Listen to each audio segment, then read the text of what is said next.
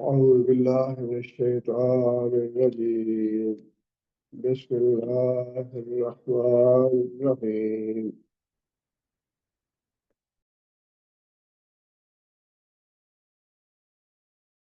وربك يعلم ما تكن صدورهم وما يعلنون. اور تیرا رب خوب جانتا ہے جو کچھ چھپاتے ہیں ان کے سینے اور جو کچھ ظاہر کرتے ہیں۔ پچھلی آیتوں میں اللہ تعالیٰ نے شرک کی تردید فرمائی ہے۔ سبحان اللہ و تعالی اما یشرکون، پاک ہے اللہ تعالیٰ کی ذات اس شرک سے جو لوگ کرتے ہیں۔ اب اس کے آگے توحید کے دلائل دیے ہیں اللہ تعالیٰ نے، مسلسل 6-7 دلائل دیے ہیں توحید کے حق میں۔ ان میں سے پہلی بات یہ کہ اللہ تعالیٰ ہی لوگوں کے دلوں کے بھید جانتے ہیں، جو لوگ بات ظاہر کرتے ہیں اس کو بھی جانتے ہیں، جو چھپاتے ہیں اس کو بھی جانتے ہیں۔ اب انسانوں کا معاملہ تو یہ ہے کہ انسان کے ساتھ جو بیٹھا ہوا آدمی ہے، کسی انسان کو پتہ نہیں کہ میرے ساتھ والے آدمی کے دل میں کیا باتیں ہیں۔ حتیٰ کہ انسان کے گھر میں انسان کا باپ ہے، بیٹا ہے، باپ کو یہ پتہ نہیں بیٹے کے دل میں کیا بات ہے، یا شوہر کو پتہ نہیں بیوی کے دل میں کیا بات ہے۔ کوئی کسی کے دل کی بات نہیں جانتا۔ یہ صرف اللہ تعالیٰ کی ہے کہ اللہ تعالیٰ دلوں کے بھید جانتے ہیں۔ جو کچھ ہم ظاہر کرتے ہیں، جو کچھ ہم اونچی آواز سے کہتے ہیں، اللہ وہ بھی جانتے ہیں۔ جو دلوں میں چھپاتے ہیں، جو دلوں کے راز ہیں، وہ بھی اللہ جانتے ہیں۔ یہ صرف اللہ تعالیٰ کی ہے، اس کے علاوہ کسی کے نہیں۔ لہٰذا یہ توحید کے حق میں اللہ تعالیٰ نے دلیل دی ہے کہ میرے علاوہ کوئی ایسا نہیں جو لوگوں کے دلوں کے بھید جانتا ہو۔ آگے فرمایا کہ وَهُوَ اللَّهُ لَا إِلَٰهَ إِلَّا هُوَ، وہ اللہ ہی ہے جس کے علاوہ کوئی معبود نہیں۔ لَهُ الْحَمْدُ، اور اسی کے لیے حمد ہے، فِي الْأُولَىٰ وَالْآخِرَةِ، دنیا میں بھی اور آخرت میں بھی۔ مطلب اس کا یہ ہے کہ جو دنیا کی نعمتیں ہیں وہ بھی اللہ کے اختیار میں ہیں، جو آخرت کی نعمتیں ہیں وہ بھی اللہ کے اختیار میں ہیں۔ اللہ تعالیٰ جو بھی نعمتیں ہمیں دیتا ہے اس کے لیے ہم اللہ کے ہی شکر گزار ہیں، اللہ کے ہی قابل تعریف ہے، اللہ ہی حمد کا سزاوار ہے، اس لیے کہ وہ جو کچھ بھی دیتا ہے اللہ دیتا ہے۔ زندگی اللہ نے دی ہے، اولاد اللہ نے دی ہے، مال اللہ نے دیا ہے، گھر بار اللہ نے دیا ہے، صحت اللہ نے دی ہے۔ جو کچھ بھی ہے دنیا کی جتنی بھی نعمتیں ہیں وہ اللہ تعالیٰ نے دی ہوئی ہیں۔ اس لیے دنیا میں بھی حمد کے لائق اور حمد کے سزاوار ذات صرف اللہ کی ہے۔ اب اللہ کے علاوہ ہم اگر کسی دوسرے کو ان نعمتوں کا مالک سمجھ لیں یا یہ سمجھیں کہ زندگی کوئی اور بھی دینے والا ہے، صحت کوئی اور بھی دینے والا ہے، رزق اور بھی کوئی دینے والا ہے، مشکل کشا کوئی اور بھی ہے، اس کا مطلب یہ ہوا کہ ہم نے اللہ تعالیٰ کی جو صفات ہیں ان میں دوسروں کو بھی شریک کر لیا۔ اگر کوئی رزق دینے، اللہ بھی رزق دیتا ہے اور کوئی اور بھی دیتا ہے، تو اس کا مطلب یہ ہے کہ حمد صرف اللہ کی نہیں بلکہ حمد کسی اور کے لیے بھی ہے۔ جو داتا ہے، جو مشکل کشا ہے، جو رزق دیتا ہے یا اولاد دیتا ہے، اس کا مطلب یہ ہوا کہ حمد اس کے لیے بھی ہے، اس کی بھی تعریف ہے۔ لیکن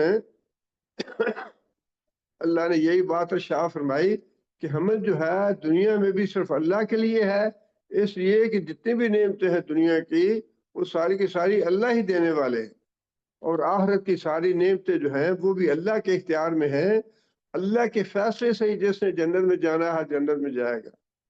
جنت کی جو نعمتیں ہیں وہ بھی اللہ تعالیٰ کے امر سے اور اللہ کے فیصلے کے تحت ہی ملیں گی۔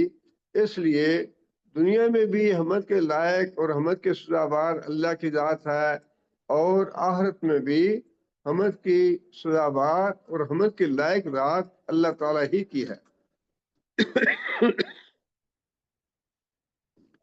یہ جو الحمد فی الاولی والآخرہ، یہ بھی اللہ تعالیٰ کی توحید کے حق میں دلیل ہے۔ دنیا کی نعمتیں بھی اللہ کے ہاتھ میں، آخرت کی نعمتیں بھی اللہ کے ہاتھ میں، لہذا ہمیں صرف اللہ کے لیے۔ آگے فرمایا بلا الحکم، اور حکم جو ہے وہ بھی اللہ کا حق ہے، اللہ کے اختیار میں ہے۔ ایک حکم تو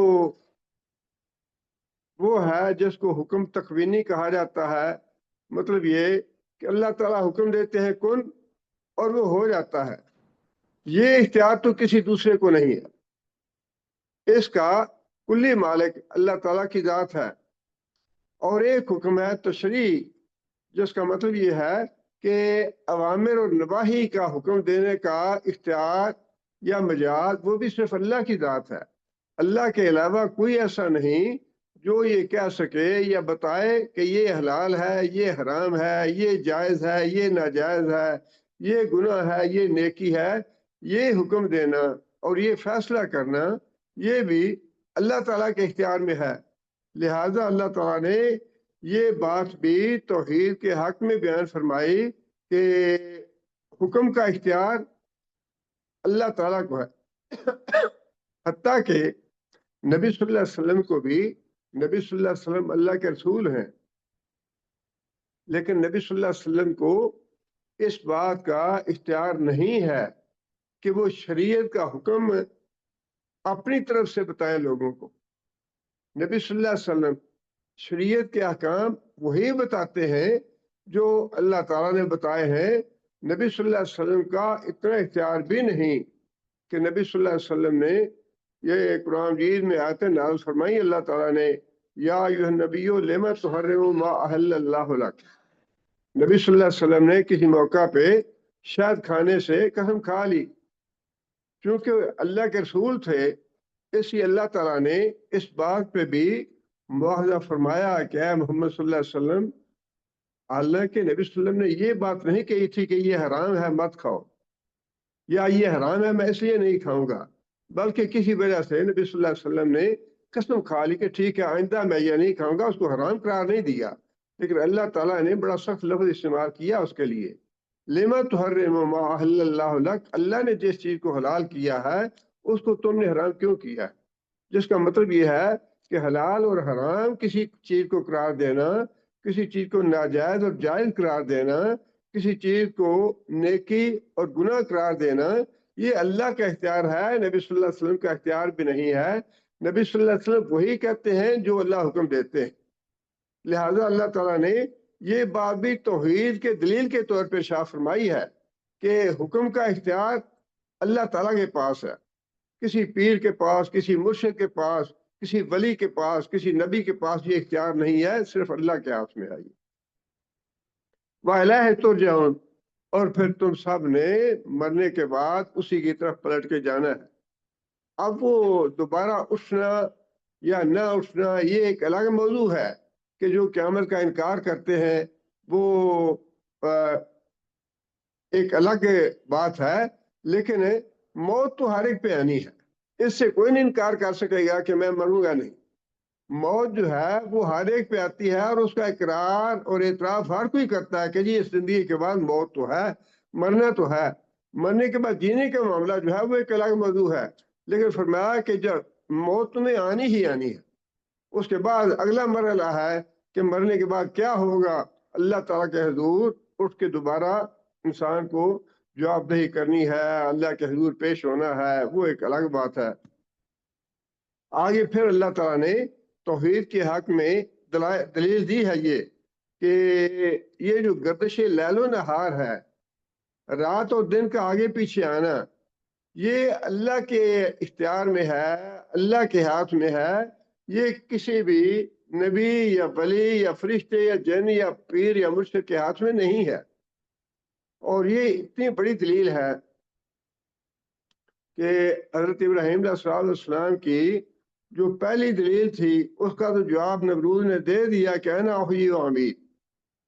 ابراہیم علیہ السلام نے یہ بات ارشاد فرمائی، ربی الذی یحیی و امیت، میرا رب وہ ہے جو موت دیتا ہے، جو زندگی دیتا ہے۔ تو اس کے جواب میں نمرود نے کہا کہ انا احیی و امیت، یہ مارتا تو میں بھی ہوں، زندہ میں بھی کرتا ہوں۔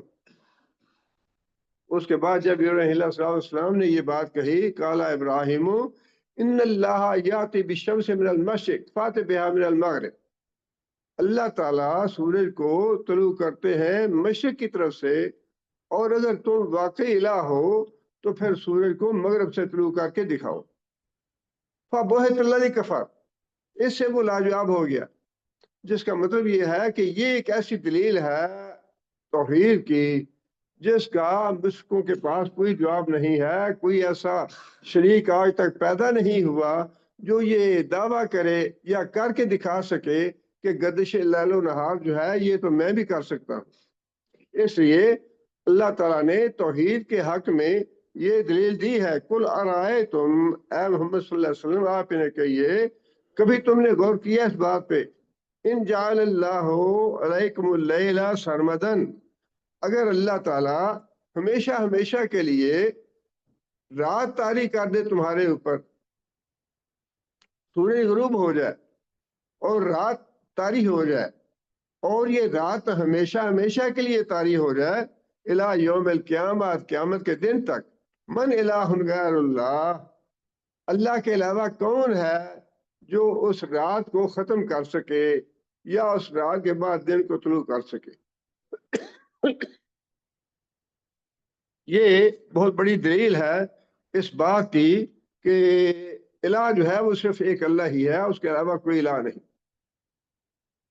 یا من الہ غیر اللہ ہے یاتیکم بضیاء، کون ہے اللہ کے علاوہ جو اس رات کو ٹال دے اور رات کو ٹال کے روشنی لے آئے، دن کو طلوع کر دے۔ افلا تسمعون، کیا تم بات سنتے نہیں؟ یہ بڑا ایک اچھا انداز ہے اللہ تعالیٰ کا تنبیہ کرنے کا یا سوچ بچار کی دعوت دینے کا کہ تمہیں اس پہ غور کرنا چاہیے۔ تم سوچو یہ بات کہ اگر واقعی ایسا ہو جائے کہ قیامت تک کے لیے اللہ تعالیٰ رات طاری کر دے، تو کوئی پیر ایسا، کوئی مرشد ایسا، یا کوئی نبی ایسا، کوئی ولی ایسا جو اللہ تعالیٰ کی طاری کردہ رات کو ختم کر کے ٹال کے دن کی روشنی لے آئے، سورج طلوع کر دے۔ افلا تسمعون، کیا تم بات پہ سنتے نہیں ہو، غور نہیں؟ بات کو جب انسان سنتا ہے تو غور کرنے کا مرحلہ بعد میں آتا ہے نا۔ ایک انسان بات سنے ہی نہ تو غور کرنے کا مرحلہ تو آئے گا ہی نہیں۔ اس لیے فرمایا کہ بات کو غور سے سنو اور اس پہ پھر فکر کرو، سوچو اس کے بارے میں، جو بات کہی جا رہی ہے یہ ٹھیک ہے یا نہیں ہے۔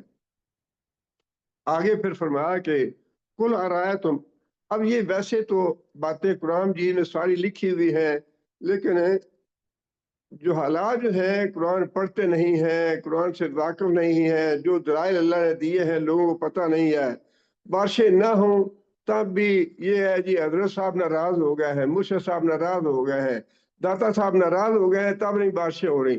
بارشوں کا طوفان آ جائے، تباہی ہو جائے، بربادی ہو جائے، داتا صاحب ناراض ہو گئے، ایسی مت ماری ہوئی ہے۔ اور شیطان ایسے وہ الجھا دیتا ہے کہ انسان سیدھی راہ کی طرف آتا ہی نہیں ہے۔ اس کی وجہ یہ ہے کہ جب تک انسان قرآن مجید کو نہ پڑھے اور قرآن مجید کو تسلسل کے ساتھ نہ پڑھے، غور و فکر نہ کرے، بعض جو ہے نا کتابوں کے لٹریچر وغیرہ یا دلائل وغیرہ یا تقریریں سن لی، یہ کر لیا، اس سے بات بنتی نہیں ہے۔ قرآن جو اللہ نے نازل کیا ہے نا 30 پارے، یہ انسان کی ہدایت کے لیے، جب تک انسان ان کو نہیں پڑھے گا، ان کو گو تھرو نہیں کرے گا، جب تک انسان کی جو سوچ وہ سیدھی نہیں ہوگی۔ بہت ضروری ہے اس کے لیے کہ انسان پورے قرآن کو پورے غور و فکر کے ساتھ، تدبر کے ساتھ، تسلسل کے ساتھ پڑھے۔ آگے پھر اس کا بالکل برعکس بھی بات اللہ نے ارشاد فرما دی، اور وہ بھی توحید کے حق میں دلیل ہے۔ قل ارائیتم ان جعل اللہ علیکم النہار سرمدن، اے محمد صلی اللہ علیہ وسلم آپ انہیں کہیے کہ اگر اللہ تعالیٰ تمہارے اوپر ہمیشہ کے لیے دن طاری کر دے، الہ یوم القیامہ، قیامت کے دن تک، قیامت کے دن تک سورج ایسا طلوع ہو کہ غروب ہی نہ ہو، فرمایا کہ من الہ غیر اللہ، اللہ کے علاوہ کون الہ ہے यातीकुम बिलैलिन, जो तुम्हारे लिए रात को तारीक कर सके, रात को ले आए, तस्कुनून फीहे, ताकि तुम सुकून की नींद सो सको। जो इंसान को सुकून रात की नींद में आता है, दिन की नींद में वो सुकून नहीं है। जब तक इंसान रात को 2 घंटे भी नींद कर ले तो इंसान फ्रेश हो जाता है। और ये भी आगे अल्लाह ताला ने ये बात इरशाद फरमाई है कि ये नींद जो है ना, ये भी अल्लाह ताला की निशानियों में से एक निशानी है। इतनी तरक्की काली टेक्नोलॉजी ने इतना कुछ पढ़ा लिया, इतने समुद्र गंगाल लिए इल्म के, लेकिन इसके बावजूद आज तक कोई ये नहीं बता सका कि नींद की हकीकत क्या है। नींद अगर न आए इंसान के लिए 12-14 घंटे, तो किस तरह इंसान तड़प उठता है और इंसान तमन्ना करता है कि ये 15 मिनट के लिए नींद ही आ जाए। और ये ऐसी एक अल्लाह ताला ने इंसान के अंदर चीज रखी है कि इंसान जब नींद पूरी कर लेता है तो इस तरह फ्रेश हो जाता है, थकावट बिल्कुल खत्म हो जाती है।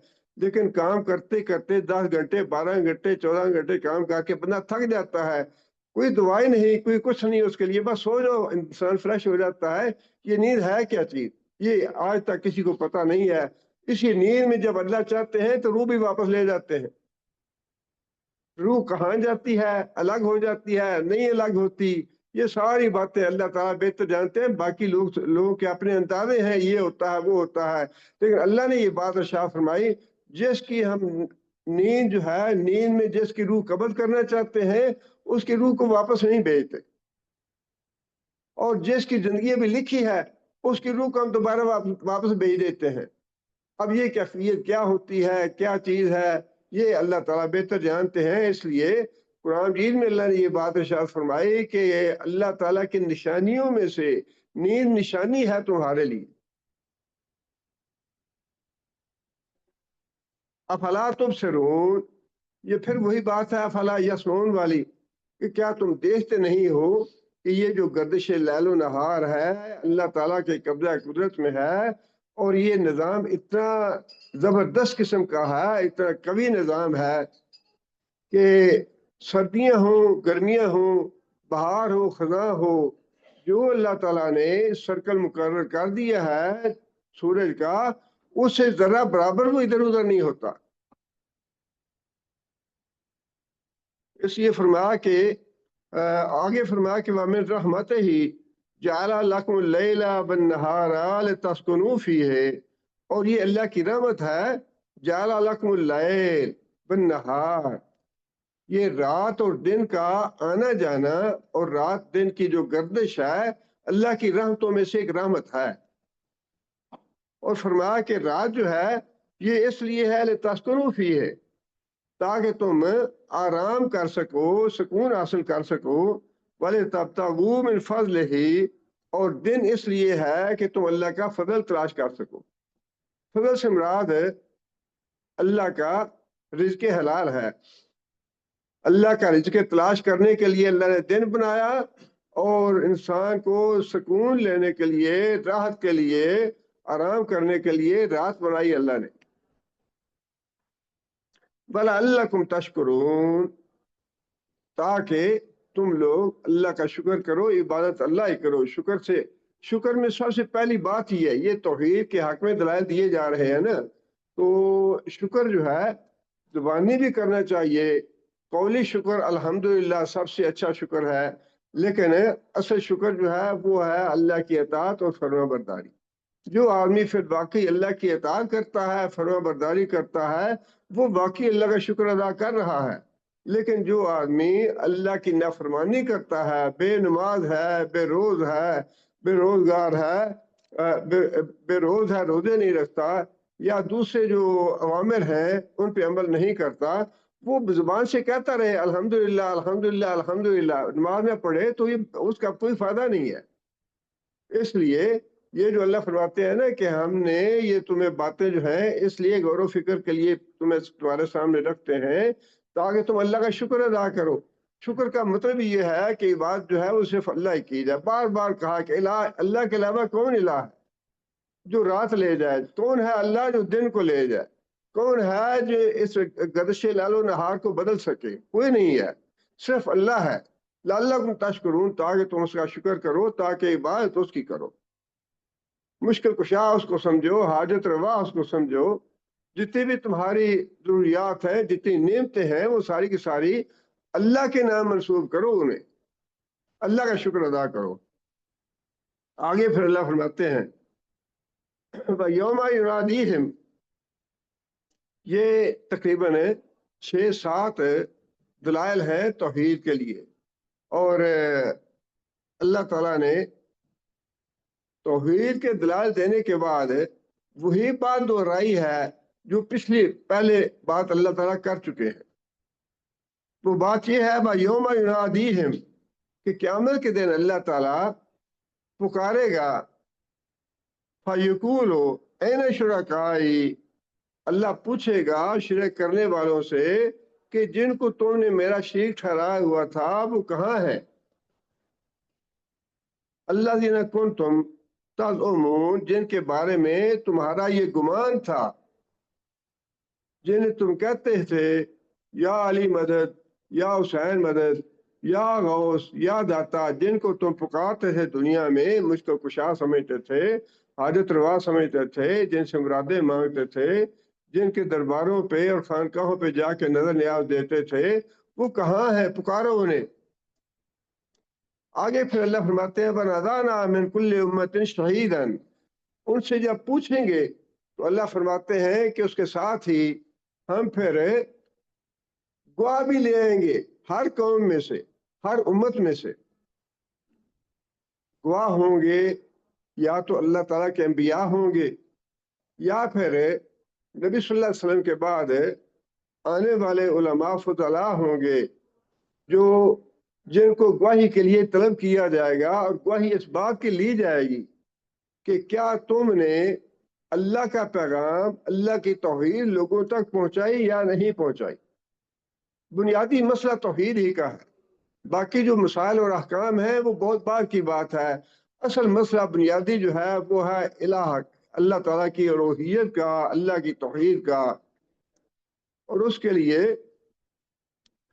हर उम्मत के सामने उसके नबी को गवाह के तौर पे बुलाया जाएगा। नबी सल्लल्लाहु अलैहि वसल्लम फरमाया कि हज़रत सबसे पहले हज़रत नूह अलैहिस्सलाम की कौम को बुलाया जाएगा और उनसे यही बात पूछी जाएगी कि जिनको तुमने इलाह बनाया हुआ था वो इलाह तुम्हारे कहाँ है?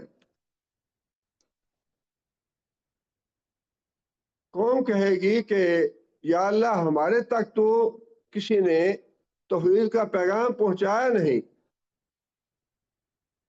फिर अल्लाह ताला नूह अलैहिस्सलाम को बुलाएंगे। नूह अलैहिस्सलाम जवाब में कहेंगे लब्बैक या रब, मैं हाजिर हूँ। अल्लाह पूछेंगे कि क्या तुमने मेरा पैगाम इन लोगों तक नहीं पहुंचाया था? नूह अलैहिस्सलाम तो गवाही देंगे कि हाँ मैंने पैगाम पहुंचाया था, लेकिन नूह अलैहिस्सलाम की कौम जो है वो इनकार कर देगी कि या अल्लाह हमें तो पता नहीं है, हमें किसी ने ये पैगाम नहीं दिया। उसके बाद फिर अल्लाह ताला नूह अलैहिस्सलाम से कहेंगे कि ये तुम्हारी कौम इनकार करती है, इनके लिए कौन है गवाह जो इस बात की गवाही दे कि वाकई तुमने अल्लाह का पैगाम पहुंचाया था। नूह अलैहिस्सलाम कहेंगे कि या अल्लाह मोहम्मद सल्लल्लाहु अलैहि वसल्लम और मोहम्मद सल्लल्लाहु अलैहि वसल्लम की उम्मत जो है वो मेरी गवाह है। नूह अलैहिस्सलाम की कौम ये कहेगी कि या अल्लाह मोहम्मद सल्लल्लाहु अलैहि वसल्लम और उनकी कौम तो बहुत बाद में आए, वो कैसे गवाही दे सकते हैं? उसके जवाब में उन्हें बताया जाएगा जो मोहम्मद सल्लल्लाहु अलैहि वसल्लम और उनकी उम्मत है, नबी सल्लम की उम्मत, उनके उलमा फज़ला, वो ये कहेंगे कि अल्लाह ताला ने कुरान मजीद नाज़िल किया नबी सल्लल्लाहु अलैहि वसल्लम पे, और उस कुरान में हमने ये बात पढ़ी थी कि नूह अलैहिस्सलाम ने 950 साल तक अपनी उम्मत को तौहीद का पैगाम दिया। लिहाजा हम ये गवाही देते हैं कि नूह अलैहिस्सलाम ने अपनी कौम को अल्लाह का पैगाम पहुंचाया है। اس لیے اللہ تعالیٰ نے یہی بات ارشاد فرمائی ہے کہ اس سے پہلے بھی اللہ تعالیٰ نے یہ بات ارشاد فرمائی ہے سورہ بقرہ میں بھی کہ اللہ تعالیٰ فرماتے ہیں وَكَذَلِكَ جَعَلْنَاكُمْ أُمَّةً وَسَطًا، ہم نے امت محمدیہ کو بہترین امت بنایا ہے لِتَكُونُوا شُهَدَاءَ عَلَى النَّاسِ، تاکہ قیامت کے دن یہ سارے لوگوں کے بارے میں گواہی دیں۔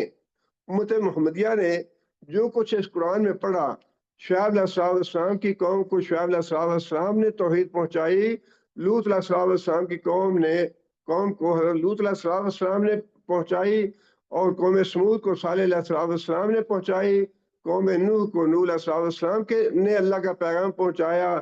یہ ساری باتیں ہم نے اس قرآن میں پڑھی ہیں، اور یہ ساری باتیں امت محمدیہ کے علماء فضلاء قیامت کے دن ان انبیاء کی قوموں کے بارے میں گواہی دیں گے کہ یا اللہ ان پیغمبروں نے اپنی قوموں کو تیرا پیغام پہنچایا تھا۔ یہ بات اللہ تعالیٰ نے سورہ بقرہ میں بھی ارشاد فرمائی ہے کہ ہم نے امت محمدیہ کو بہترین امت بنایا ہے، اور یہ امت قیامت کے دن گواہی دے گی اپنے سے پہلے انبیاء کے بارے میں بھی کہ ان انبیاء نے اللہ کا پیغام لوگوں تک پہنچایا ہے۔ وَيَكُونَ الرَّسُولُ عَلَيْكُمْ شَهِيدًا، محمد صلی اللہ علیہ وسلم جو ہے وہ اپنی امت کے بارے میں یہ گواہی دیں گے کہ یا اللہ میں نے اپنی امت کو یہ تیرا پیغام پہنچا دیا تھا۔ اور اس بات کی گواہی نبی صلی اللہ علیہ وسلم نے اپنے زندگی کے آخری مرحلے میں، جب نبی صلی اللہ علیہ وسلم نے حج کیا تھا تو حج کے اجتماع میں نبی صلی اللہ علیہ وسلم نے خطبہ دیا، اور اس خطبے میں نبی صلی اللہ علیہ وسلم نے یہ گواہی لے لی تھی حل بلغ، تو کہ مجھے یہ بتاؤ کہ کیا میں نے اللہ کا پیغام تمہیں پہنچا دیا، حل ادائے، تو مجھے یہ بتاؤ کہ کیا میں نے اللہ تعالیٰ کی تبلیغ کا حق ادا کر دیا۔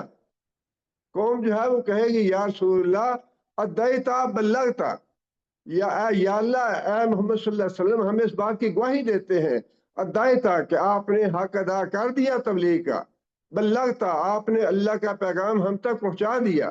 یہ گواہی نبی صلی اللہ علیہ وسلم نے اس دنیا میں اپنی قوم سے لی ہے، اور یہ گواہی لینے کے بعد نبی صلی اللہ علیہ وسلم نے خدا سے انگلی اوپر اٹھائی اور اللہ تعالیٰ کو مخاطب کر کے فرمایا اللہم اشہد اللہم اشہد اللہم اشہد، یا اللہ تو بھی گواہ رہنا کہ میں نے تیرا پیغام اپنی امت تک پہنچا دیا، یا اللہ تو گواہ رہنا کہ میں نے تیرا پیغام امت تک پہنچا دیا۔ اب یہ وہ بات ہے کہ انبیاء جو ہیں اپنی اپنی قوموں کے بارے میں گواہی دیں گے، اور یہ جو امت ہے امت محمدیہ صلی اللہ علیہ وسلم، یہ اپنے پہلے سے جو انبیاء ہیں ان کے بارے میں جن قوموں نے انکار کیا ان کے بارے میں یہ انبیاء کے حق میں گواہی دیں گی کہ یا اللہ انبیاء نے تیرا پیغام پہنچایا تھا لوگوں کو۔ فرمایا کہ وَكَذَلِكَ جَعَلْنَاكُمْ أُمَّةً وَسَطًا، ہم نے امت محمدیہ کو بہترین امت اس لیے بنایا ہے تاکہ یہ قیامت کے دن لوگوں پہ گواہ ہو، لِتَكُونُوا شُهَدَاءَ عَلَى النَّاسِ وَيَكُونَ الرَّسُولُ عَلَيْكُمْ شَهِيدًا، اور رسول جو ہے محمد صلی اللہ علیہ وسلم وہ اپنی امت پہ گواہی دیں گے کہ میں نے امت کو اللہ کا پیغام پہنچا دیا تھا۔ اور یہی بات اللہ تعالیٰ نے یہاں فرمائی ہے وَنَزَعْنَا مِنْ كُلِّ أُمَّةٍ شَهِيدًا، قیامت کے دن ہم ہر امت سے ایک گواہ کھڑا کریں گے جو اس بات کی گواہی دے گا کہ یا اللہ ہم نے تیرا پیغام تیری توحید لوگوں تک پہنچائی تھی۔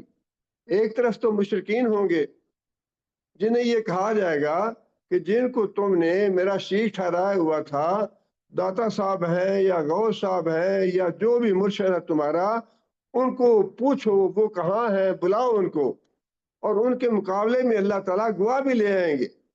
گواہ یہ کہیں گے کہ یا اللہ ہم نے تو توحید کا پیغام پہنچایا، اور ادھر جو شرک کرنے والے ہیں وہ ڈھونڈیں گے اپنے مشکل کشاؤں کو، اپنے حاجت رواؤں کو، لیکن اللہ فرماتے ہیں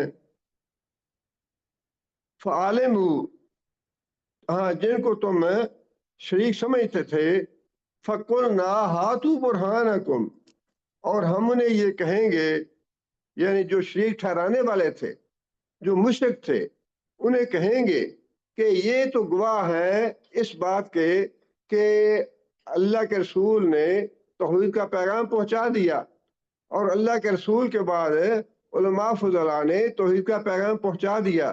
اب اللہ تعالیٰ مشرکوں سے، شرک کرنے والوں سے یہ کہیں گے کہ اب تمہارے پاس کوئی دلیل ہے اپنے شرک کی تو وہ پیش کرو۔ ایک طرف تو انبیاء کی اور علماء فضلاء کی گواہی اللہ پیش کریں گے کہ پیغام توحید کا پیغام پہنچا دیا گیا امت تک، دوسری طرف جو مشرک ہیں جنہوں نے اپنے مشکل کشا اور حاجت روا بنا لیے ہوں گے، انہیں کہیں گے اللہ تعالیٰ اپنے ذرا شریک ٹھہراوے شریکوں کو بھی بلاؤ، اور اگر تمہارے پاس اپنے عقیدے کے بارے میں کوئی صفائی پیش کرنا چاہتے ہو تو صفائی پیش کرو، جو دلائل تمہارے پاس ہے وہ دلائل دو، کیوں تم نے شرک کیا، کیسے تم نے حاجت روا بنا لیا ان کو، کیسے مشکل کشا بنا لیا، کوئی تمہارے پاس دلیل ہے تو وہ پیش کرو۔ ہاتھوں برہانکم، لاؤ کوئی دلیل ہے تمہارے پاس شرک کے لیے۔ فعالموا، اب اللہ فرماتے ہیں فعالموا، اس وقت مشرکین کو یہ احساس ہو جائے گا، ان پہ یہ بات واضح ہو جائے گی، ان کو یہ معلوم ہو جائے گا ان الحق للہ، عبادت تو صرف اللہ کا حق تھا، الوہیت جو ہے، توحید جو ہے وہ تو صرف اللہ کے لیے ہے، مشکل کشا تو اللہ ہی تھا، حاجت روا تو صرف اللہ ہی ہے، الہ تو صرف اللہ ہی ہے، اللہ کے علاوہ سب باطل ہے۔ اس وقت نہ تو ان کے پاس کوئی دلیل ہوگی کہ اللہ تعالیٰ کو سجا سکیں، بتا سکیں کہ ہم اس وجہ سے شرک کرتے تھے، اور نہ ہی جن کو مشکل کشا اور حاجت روا سمجھتے تھے وہ وہاں پہ ان کے کام آئیں گے، نہ ان کے لیے کوئی دلیل دیں گے۔ فَعَلِمُوا أَنَّ الْحَقَّ لِلَّهِ، اس وقت مشرکوں کو یہ پتہ چل جائے گا کہ یہ جو مٹی کے بت ہیں، پتھر کے بت ہیں، یا جو قبروں میں پڑے ہوئے مردے ہیں، یا جو زندہ ہیں، خانقاہیں بنی ہوئی ہیں، دربار بنے ہوئے ہیں، جو کچھ بنا ہوا ہے یہ تو سب باطل تھا، یہ تو کچھ بھی نہیں تھا۔ فرمایا کہ حق بات یہی ہے کہ یہ صرف اللہ کا حق تھا کہ وہ الہ ہے، وہ مشکل کشا ہے، وہ حاجت روا ہے، اور عبادت کے لائق صرف اللہ کی ذات ہے۔ فَضَلَّ عَنْهُمْ مَا كَانُوا يَفْتَرُونَ، جن کو انہوں نے حاجت روا بنا رکھا تھا، مشکل کشا بنا رکھا تھا، وہ تو سب باطل تھے، وہ تو سارا جھوٹ تھا، اس میں کوئی سچائی نہیں تھی۔ یہ کم و بیش 7-8 دلائل ہیں جو توحید کے حق میں اللہ تعالیٰ نے دیے۔ اب پھر آگے اللہ تعالیٰ نے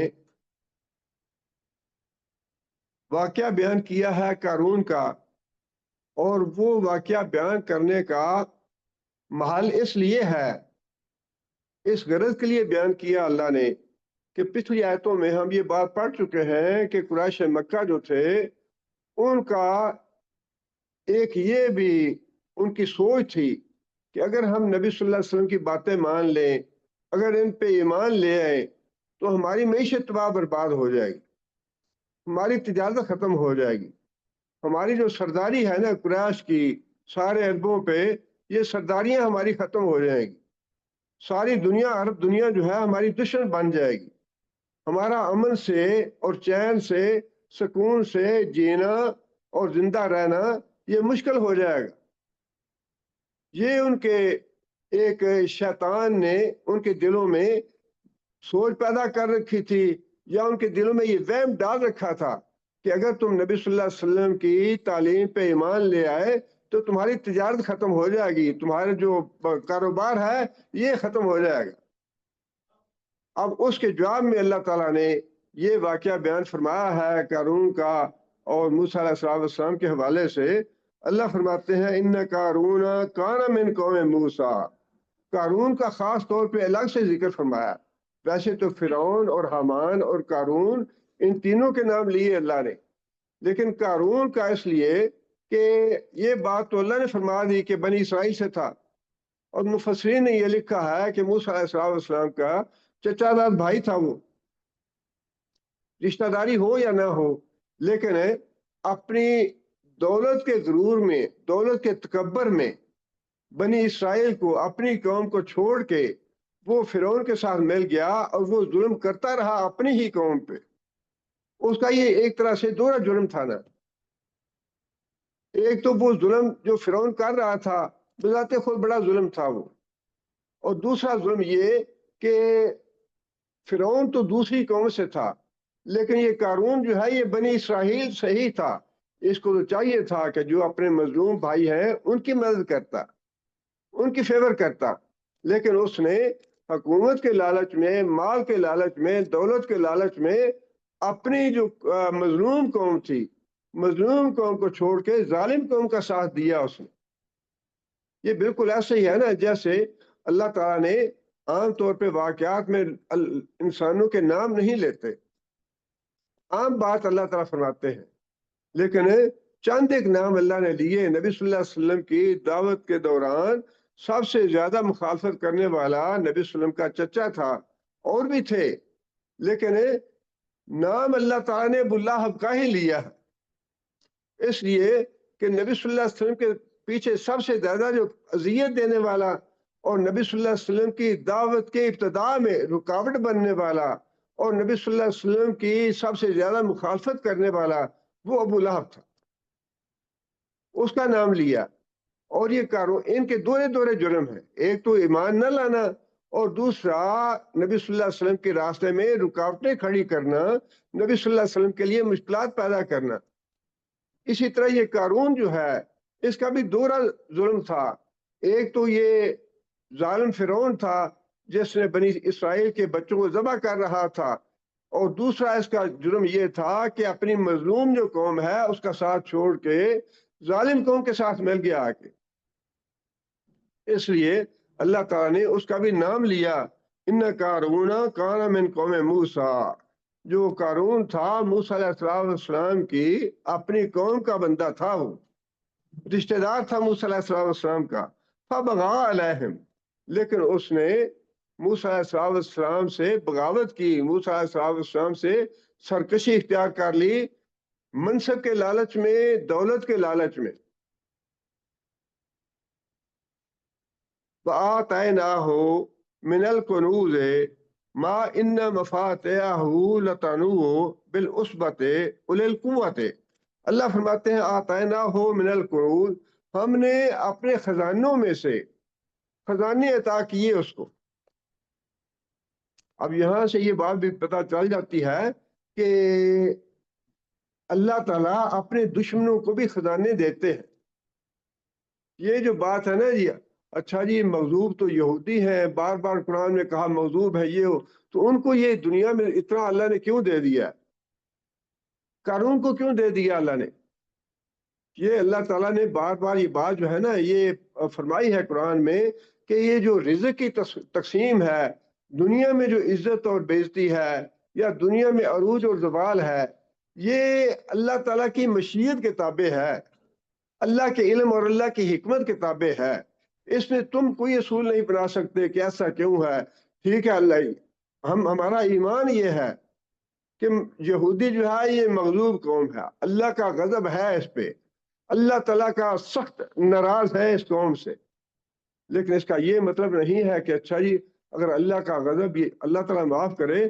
بڑے بڑے جو ہمارے علماء جو اپنے آپ کو کہتے ہیں انہوں نے بھی یہاں تک کہہ دیا جی مغضوب تو مسلمان ہیں جو ہر جگہ پہ ذلیل ہو رہے ہیں یا پس رہے ہیں یا ان پہ ظلم ہو رہے ہیں، مغضوب تو یہ ہے. بات یہ نہیں ہے، جو اللہ نے فرمایا ہے بات وہی حق ہے، مغضوب وہی ہے. لیکن یہ کیوں دے دیا؟ اس کا جواب دے دیا نا اللہ نے کہ قارون کو خزانہ بھی میں نہیں دیا تھا. قارون تو ظالم تھا، دوہرا ظالم تھا. وہ جتنے بھی جرائم تھے فرعون کے ان سب میں وہ شامل تھا، لیکن اس کے باوجود اللہ فرماتے ہیں کہ ہم نے کنوز دیے اس کو، خزانے دیے اس کو. اور خزانے بھی اتنے، ما ان مفاتحہ، کہ اس کے خزانوں کی جو کنجیاں تھیں، لتنوء، یہ تنوع کہتے ہیں کہ بوجھ کی وجہ سے جو انسان جھک جائے، مشقت کی وجہ سے، بوجھ کی وجہ سے سیدھا کھڑا نہ ہو سکے، جھک جائے. مطلب یہ کہ چابیوں کا بوجھ اتنا تھا کہ مشکل سے ایک لوگوں کی جماعت جو ہے وہ چابیاں اٹھاتی تھی.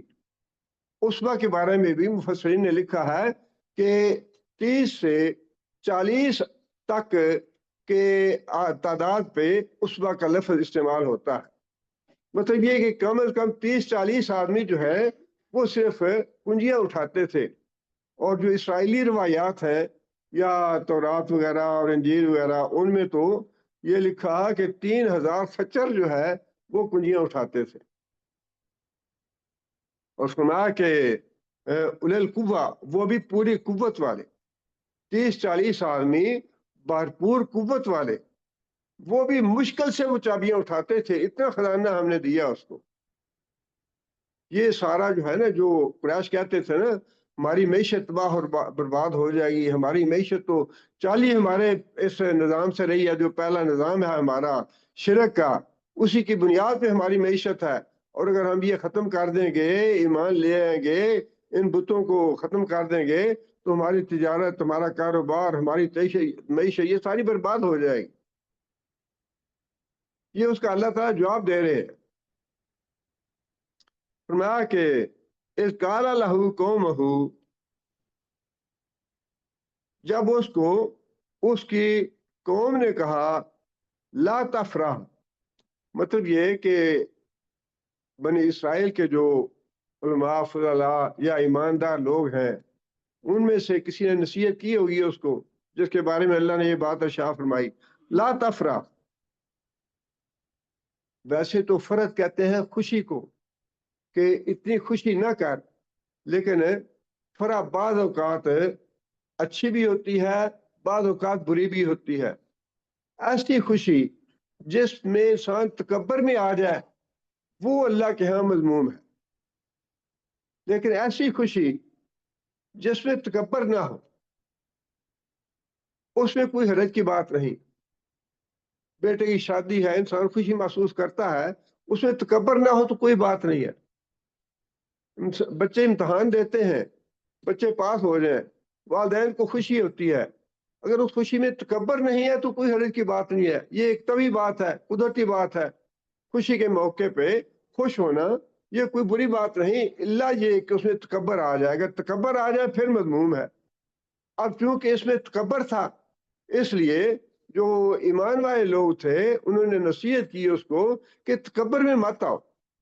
اللہ نے تمہیں دولت دی ہے، مال دیا ہے، خزانہ دیا ہے، تو اس میں تکبر نہ کرو. ان اللہ لا یحب الفرحین، اس لیے کہ اللہ تعالیٰ تکبر سے خوشی کرنے والوں کو پسند نہیں کرتا. آگے پھر یہ بات ہے ایماندار لوگوں نے ہی وابتغ فیما آتاک اللہ الدار الآخرۃ، اور تلاش کر، کوشش کر جو کچھ تجھے اللہ نے دیا ہے آخرت کے گھر کی. جو مال اور جو دولت اللہ نے تمہیں دیا ہے، جو منصب اللہ نے دیا ہے، اس کے ذریعے آخرت کا گھر تلاش کرنے کی کوشش کر. مطلب یہ ہے کہ جنت حاصل کر. اب یہ وہی بات ہے جو نبی صلی اللہ علیہ وسلم نے ارشاد فرمائی ہے کہ جو مال اور دولت کی کثرت ہے، دو باتیں ارشاد فرمائی. ایک تو یہ کہ یہ قیامت کے دن کثرت مال والے سب سے زیادہ محتاج ہوں گے قیامت کے دن، سوائے ان لوگوں کے جن کو اللہ نے مال دیا اور انہوں نے اپنا مال دائیں بائیں آگے پیچھے ہر وقت اللہ کی راہ میں خرچ کیا، ان کے لیے خیر ہے. اور دوسرے الفاظ فرمائے کہ جن کو اللہ نے بہت زیادہ مال دیا ہے ان کے لیے ہلاکت ہے قیامت کے دن، ان کے لیے ہلاکت ہے قیامت کے دن. سوائے اس آدمی کے جو اپنا مال اللہ کی راہ میں دائیں بائیں آگے پیچھے خرچ کرتا ہے اللہ کے دین پھیلانے کے لیے، اللہ کے دین کی خدمت کے لیے، اللہ کی راہ میں اللہ کی رضا کے لیے خرچ کرتا ہے، اس کے لیے خیر ہے. یہی بات انہوں نے کہی قارون کو کہ جو تمہیں مال اللہ نے دیا ہے یہ مال برا نہیں ہے.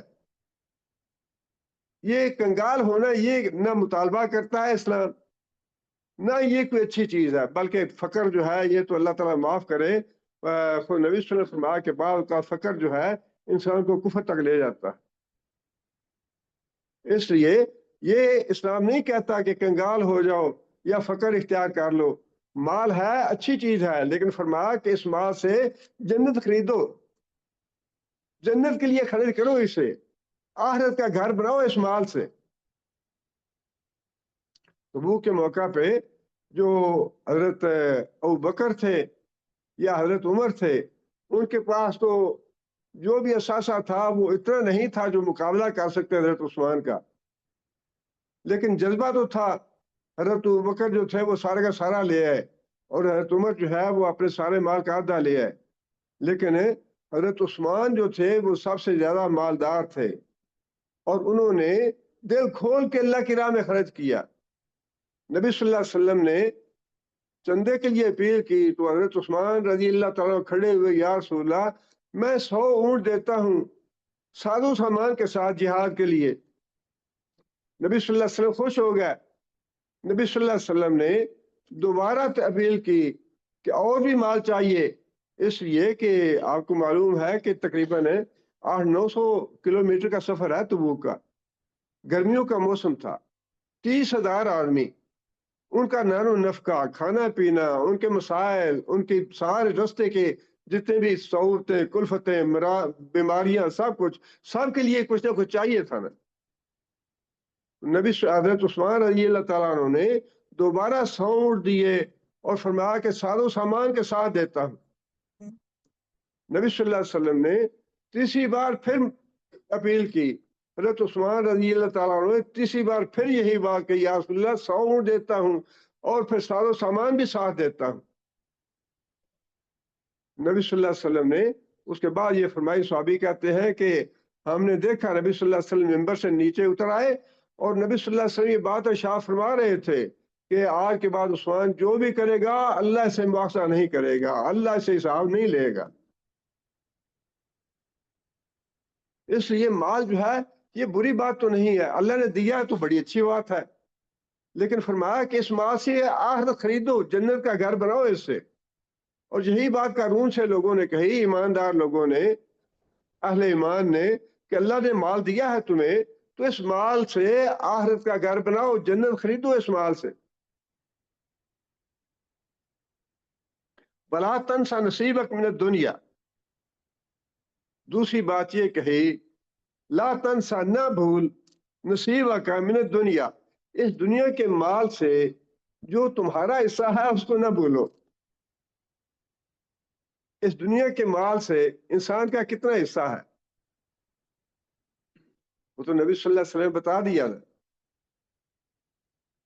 فرمایا کہ انسان دعویٰ تو یہ کرتا ہے کہ میری زمین 10 مربع، میری فیکٹریاں 10 فیکٹریاں، میرا بینک بیلنس 10 کروڑ کا، اتنے ڈالر ہیں، یہ انسان دعویٰ کرتا ہے۔ فرمایا کہ بے وقوف ہے انسان، انسان ساری زندگی یہی کہتا رہتا ہے مالی مالی مالی، میرا اتنا مال، میرا اتنا مال، میرے اتنے فلیٹ، اتنے پلاٹ، اتنے یہ اتنے وہ۔ فرمایا کہ اے انسان تمہارا حصہ اس میں صرف اتنا ہی ہے، یہ جتنا بھی تم نے دولت کمائی، جتنا بھی مال تم نے کمایا، جتنی تم نے فیکٹریاں بنائیں، جتنے تم نے پلاٹ پہ قبضے کیے، جتنے تم نے فلیٹ بنا لیے، جتنے پلاوے بنا لیے، ان میں تمہارا حصہ اتنا ہے، جو تم نے کھا لیا وہ ختم کر دیا، جو تم نے پہن لیا وہ پرانا کر لیا، پرانا کر کے اتار دیا، اور جو تم نے اللہ کے لیے بھیجا، اللہ کو دیا، وہ بچا لیا۔ یہ ہے تمہارا حصہ اس مال میں۔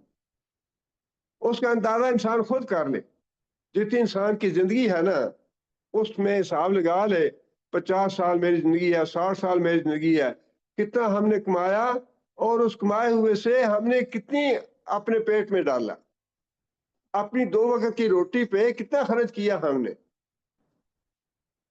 اور کتنے ایسے ہیں جن کو 2 وقت کی روٹی بھی نصیب نہیں ہوتی، وہ تو 2 ٹائم دوائیاں ہی کھاتے ہیں، ان کی تو گزر بسر جو ہے نا، وہ زندگی کی جو رمق قائم ہے وہ ہے ہی دوائیوں کے ساتھ، 2 روٹیاں بھی نصیب نہیں ہیں۔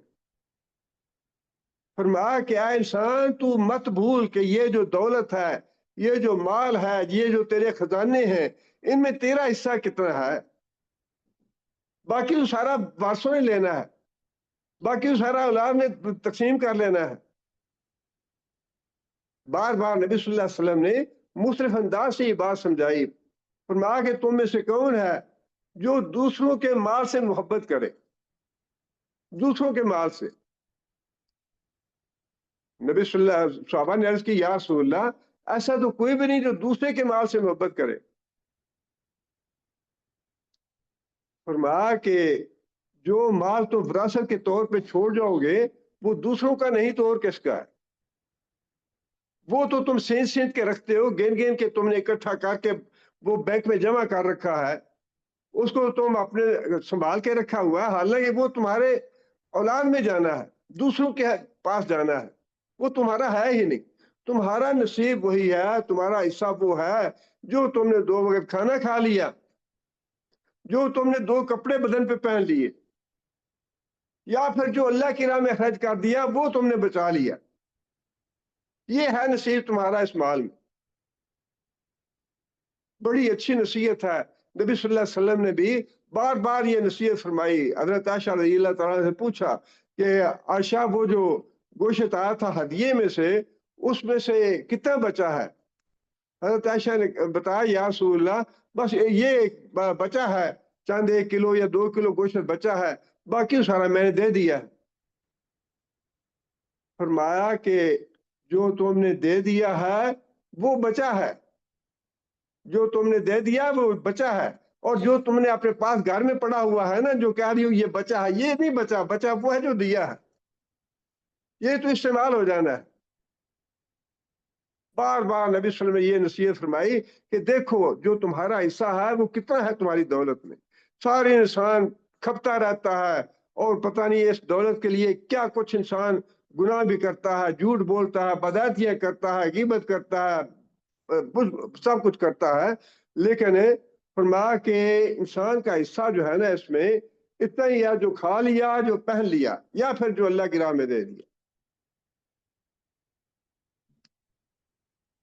اور یہی بات اہل ایمان نے کہی اس کو قارون کو کہ جو تیرا حصہ ہے نا اس بال میں وہ تو لے، اپنا حصہ وصول کر، لیکن یہ بھولنا کہ تمہارا حصہ ہے کتنا، تمہارا حصہ بڑا مختصر سا ہے۔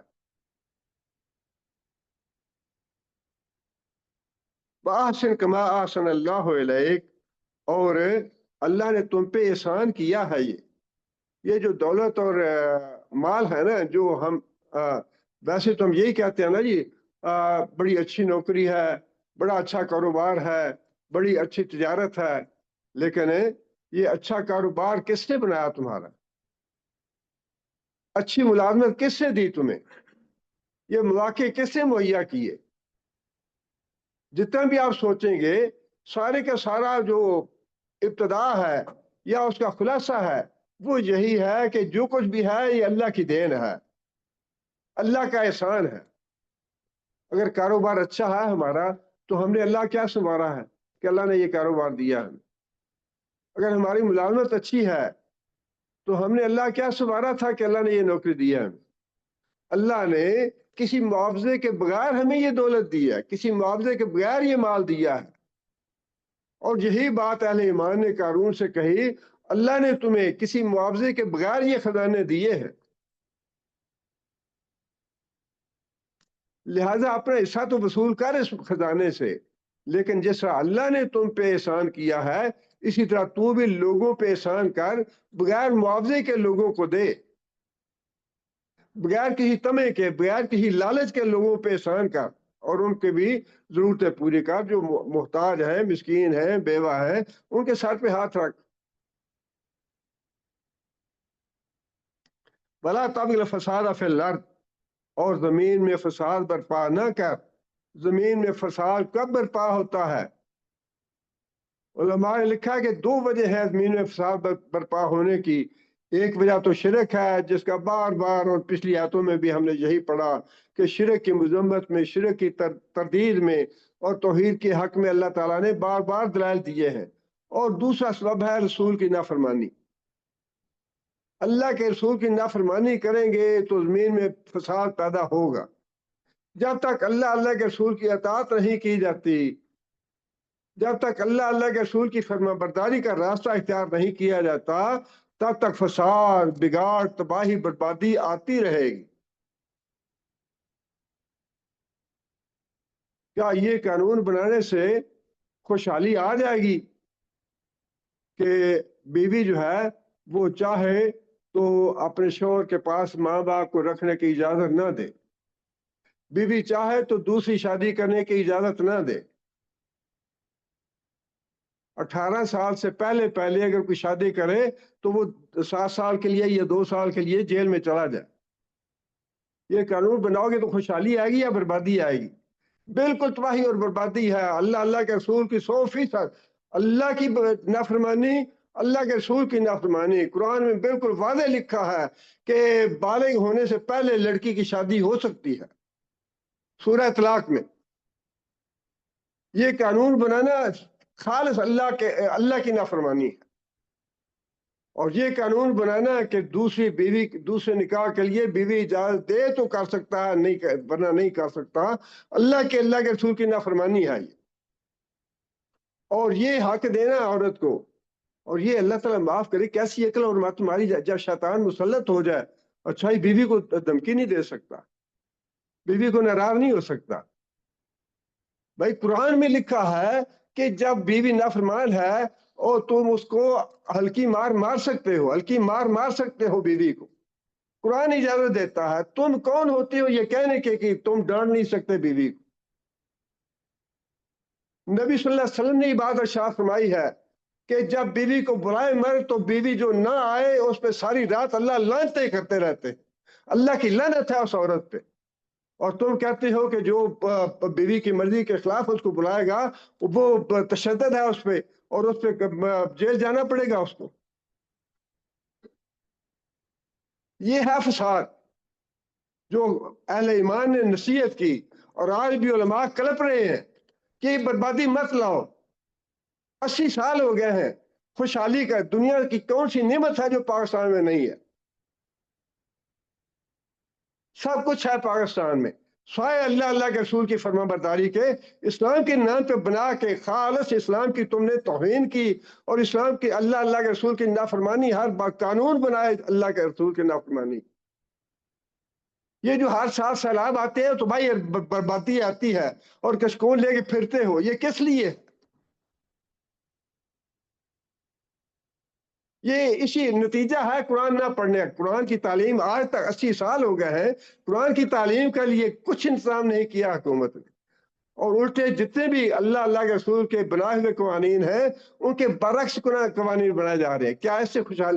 کیا یہ گھر کا نظام توڑنے کے لیے خاندانی نظام جو اسلام نے دیا ہے، ایسے جوڑا ہے اسلام نے خاندان کے نظام کو؟ اللہ تعالیٰ نے اور اسلام نے خاندان کے نظام کو اس طرح جوڑا ہوا ہے، اولاد ماں باپ کی نافرمانی نہ کرے، اور بیوی اپنے شوہر کی نافرمانی نہ کرے، تاکہ یہ سارا خاندان جڑ کے رہے۔ تم نے تو خاندان برباد کر دیا یہ قانون بنا کے۔ اور یہی وہ بات ہے جو اہل ایمان نے قارون کو کہی کہ موسیٰ علیہ السلام کی نافرمانی کر کے زمین میں تباہی اور بربادی مت پھیلاؤ۔ ان اللہ لا یحب المفسدین، اللہ تعالیٰ فساد کرنے والوں کو پسند نہیں کرتا۔ اللہ تعالیٰ سے دعا ہے کہ اللہ تعالیٰ ہمیں نیک عمل کرنے کی توفیق عطا فرمائے۔